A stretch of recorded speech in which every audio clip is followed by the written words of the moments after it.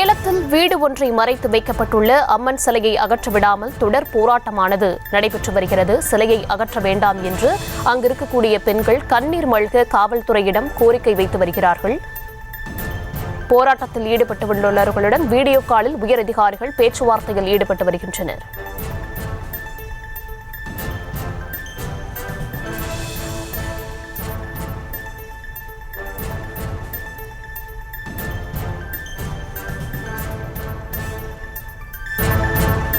அம்மன் சிலையை அகற்ற வேண்டாம் என்று அங்கு இருக்கக்கூடிய பொதுமக்கள் கோரிக்கை வைத்து வருகிறார்கள். இதனால் உயர் அதிகாரிகளுடன் போலீசார் வீடியோ காலில் பேச்சுவார்த்தையில் ஈடுபட்டு வருவதாகவும் தகவல் கிடைத்திருக்கிறது.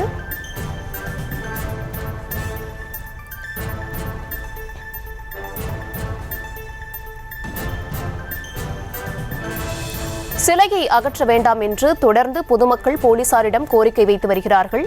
விவரங்களுடன் இணைகிறார் செய்தியாளர் சிவராமகிருஷ்ணன். வணக்கம் சிவராமகிருஷ்ணன், விவரம். வணக்கம் லட்சுமி. சேலம் கடைவீதியை அடுத்த சத்தியமூர்த்தி தெரு பகுதியில் மாணிக்கம் கிருஷ்ணமூர்த்தி சன் ஆஃப் மாணிக்கம் என்பவருக்கு சொந்தமான அடுக்குமாடி வீடு ஒன்று உள்ளது. அப்பகுதியின் வாசல் அருகே ஆக்கிரமித்து அம்மன் சிலை வைக்கப்பட்டதாக கூறப்படுகிறது.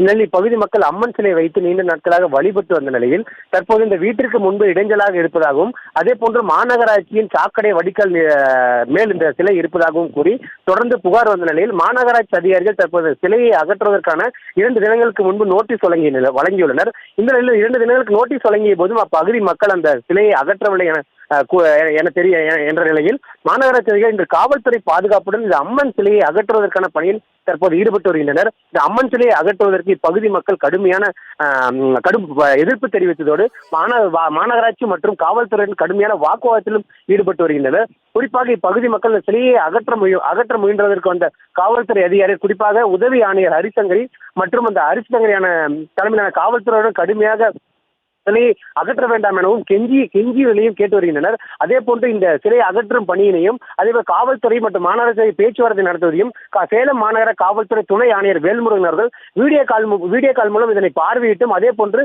வீடியோ கால் மூலமே அந்த பொதுமக்களிடம் அந்த பேச்சுவார்த்தையில் ஈடுபட்டு வருகிறார்.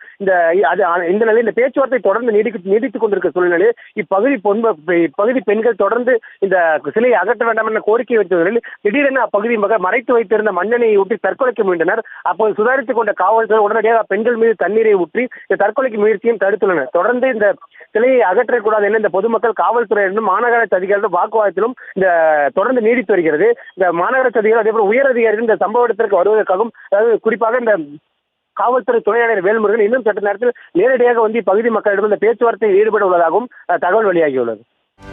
செய்திகளை உடனுக்குடனும் துல்லியமாகவும் தெரிந்து கொள்ள சப்ஸ்கிரைப் பண்ணுங்க.